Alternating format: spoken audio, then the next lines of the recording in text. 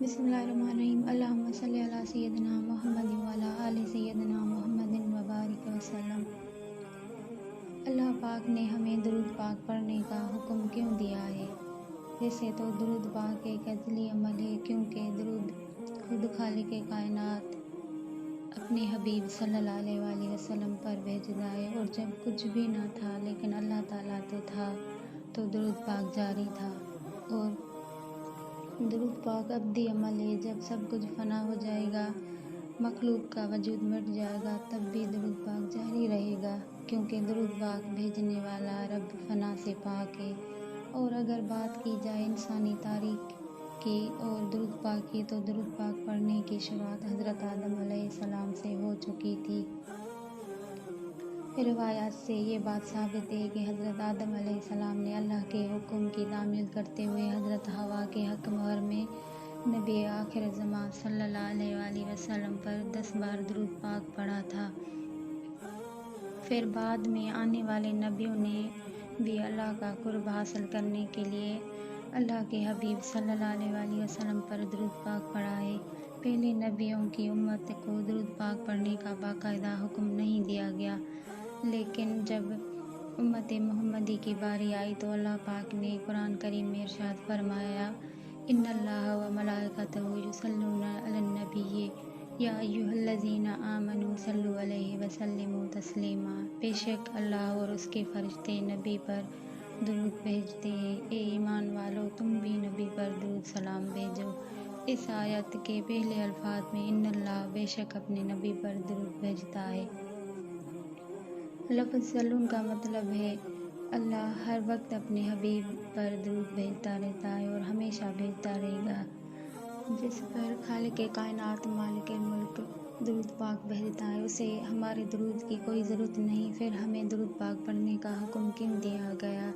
یہاں یہ بات سمجھ میں آ جاتی ہے کہ اللہ تعالیٰ کو ویسے تو انسانوں سے پیار ہے، لیکن امت محمدی سے اللہ تعالیٰ کو خاص پیار ہے۔ اس لیے اللہ پاک نے اس امت کو درود پاک پڑھنے کا حکم دیا کہ میرے حبیب صلی اللہ علیہ وآلہ وسلم کی امت میرے حبیب صلی اللہ علیہ وآلہ وسلم پر درود پاک پڑھے، درود پاک کے بدلے میں ان پر اپنی رحمتیں نازل کریں اور ان کے گناہ بخشیں، ان کے درجات بلند کریں۔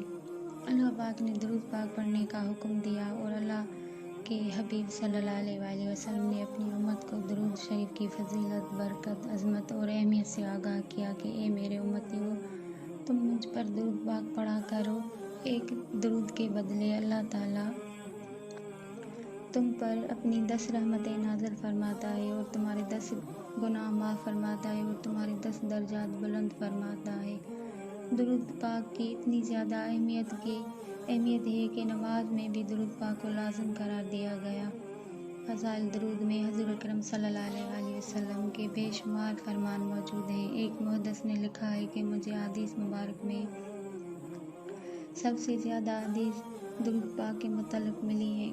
جب پیارے آقا صلی اللہ علیہ وآلہ وسلم نے درود پاک کے اتنے زیادہ فضائل بتائے تو صحابہ کرام و اہل بیت اطہار نے کثرت سے درود پاک پڑھنا شروع کر دیا، اور پھر اولیاء کاملین و صفیاء صالحین نے اپنی زندگیوں میں درود پاک کو بطور خاص ورد رکھا۔ بڑے بڑے اولیاء کرام، جن میں شیخ عبد القادر جیلانی رحمۃ اللہ علیہ کا نام بھی شامل ہے، ان کے بارے میں بھی کہا جاتا ہے کہ یہ اللہ کے کامل بندے روزانہ 10 ہزار مرتبہ درود پاک پڑھا کرتے تھے۔ ایک ولی اللہ کا فرمان ہے، ہمیں جو کچھ ملا درود پاک کی بدولت ملا ہے۔ پیارے آقا صلی اللہ علیہ وآلہ وسلم نے اپنی ظاہری حیات طیبہ میں مختلف صحابہ کو مختلف درود پاک کے سیغے سکھائے، جن میں درود ابراہیمی بھی شامل ہے۔ حضور صلی اللہ علیہ وآلہ وسلم نے اپنی ظاہری حیات میں درود پاک کے اور بھی الفاظ سکھائے، جن کے احادیث مبارک کے مختلف کتابوں میں موجود ہیں، جن میں درود مغفرت، درود صدقہ، درود شفاعت وغیرہ شامل ہیں۔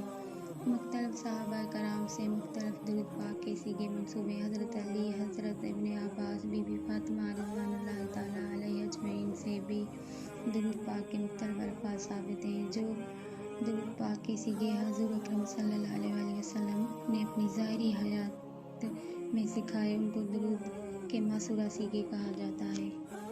और जो दुरूद पाक के सीगे हजूर अकरम सल्लल्लाहु अलैहि वसल्लम ने औलिया कामिलीन को ख्वाब वगैरह में सिखाए, उनको दुरूद गैर मासूरा सीगे कहा जाता है। प्यारे आका सल्लल्लाहु अलैहि वसल्लम ने फरमाया, जिसने मुझे ख्वाब में देखा उसने तहकीक मुझे ही देखा। इसलिए दुरूद पाक के वो सीगे जो हजूर सल्लल्लाहु अलैहि वसल्लम ने किसी को ख्वाब में आकर सिखाए, उन्हें पढ़ने में कोई हर्ज नहीं। और कुछ ऐसे सीगे भी नहीं जिनके बारे में ये कहा जाता है कि ये दुरूद एक बार पढ़ने से 1000 या 10,000 या 1 करोड़ या दुरूद पाक का सवाब मिलता है। तो ऐसे बेहद से सीगों का हवाला, ऐसे वाक़यात मिलते हैं कि बुज़ुर्गाने दीन ने जब ख्वाब में रसूल सल्लल्लाहु अलैहि वसल्लम से ऐसे दुरूद पाक के हवाले से मालूम किया तो आप सल्लल्लाहु अलैहि वसल्लम ने फरमाया, हाँ ये सच्चे और सही है। मेरा अपना अकीदा भी यही है कि प्यारे आका सल्लल्लाहु अलैहि वसल्लम पर मुख्तलिफ प्यारे अल्फाज में दुरूद सलाम का तोहफ़ा भेजना चाहिए। इससे इसी तरह ज़्यादा फैज़ मिलता है, ज़्यादा सुकून व सुरूर मिलता है। जो कोई मुसलमान मर्द या औरत दुरूद पाक पढ़े उसे दीन व दुनिया की रहमतें, बरकतें, नेमतें हासिल होंगी, जायज़ हाजात पूरी होंगी, मुश्किलात और परेशानी और बीमारियों से, जादू, जिन्नात, नज़र बद समेत तमाम बुरे असरात से निजात मिल जाएगी। जिस घर में दुरूद पाक पढ़ा जाए उस घर में खैर बरकत होगी, वो घराना हमेशा खुशहाल रहेगा इंशाअल्लाह ताला। दुरूद पाक पढ़ने का तरीका तवज्जो और अदब के साथ, पूरे ध्यान के साथ, मोहब्बत के साथ पढ़ें और प्यारे नबी करीम सल्लल्लाहु अलैहि वसल्लम की बारगाह अक़दस में हदिया पेश करें। पंजतन पाक यानी नबी करीम सल्लल्लाहु अलैहि वसल्लम, हज़रत अली करमुल्लाह वजहू, हज़रत सैयदा बीबी फ़ातिमा सलामुल्लाह अलैहि, हज़रत इमाम हसन, हज़रत इमाम हुसैन रज़ियल्लाहु ताला अन्हु को हदिया करें। फिर सच्चे दिल से अल्लाह रब्बुल इज़्ज़त से दुआ मांगे, इंशाअल्लाह ताला दुआ भी कबूल होगी और तमाम नेमतें मिल जाएंगी। सल्लल्लाहु अला मुहम्मद सल्लल्लाहु अलैहि वसल्लम। जज़ाकल्लाहु खैर।